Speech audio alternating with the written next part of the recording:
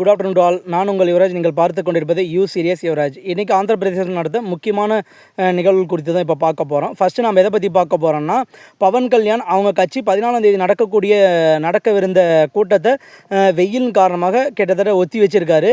அதை பற்றி என்னன்றதை நாம் அப்புறமேட்டு பார்ப்போம். அவங்க கட்சியினுடைய முக்கியமான கூட்டமாக இது பார்க்கப்பட்டுச்சு. ஆனால் இப்போதைக்கு அது தள்ளி வச்சுருக்காங்க. அடுத்ததான் வந்து பார்த்திங்கன்னா, அமராவதியில் முதல்வர் அவர்கள் நடக்கவிருந்த முக்கியமான நிலத்திட்டங்களை அறிக்கலான்னு சொல்லி ஒரு இது எடுத்திருந்தாங்க. அந்த இதுவும் இப்போ அந்த நிகழ்வும் இப்போதைக்கு கொஞ்சம் ஸ்டாப் பண்ணி வச்சுருக்காங்க.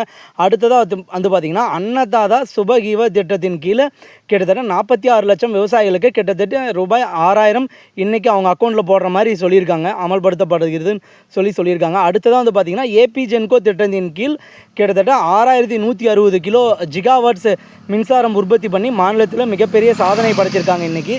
இதுதாங்க இதுக்கு ஆந்திர பிரதேசம் நடந்திருக்க முக்கியமான நிகழ்வுகள். அடுத்தடுத்த அப்டேட்ஸ்க்கு நம்ம சேனலை சப்ஸ்கிரைப் பண்ணி காத்திருக்குமாறு தாழ்ந்து பணியுடன் கேட்டுக்கொள்கிறேன். இப்போதைக்கு நான் உங்களிடம் இருந்து விடைபெறுகிறேன். நான் உங்கள் யுவராஜ். நீங்கள் பார்த்து கொண்டிருப்பது யூ சீரியஸ் யுவராஜ்.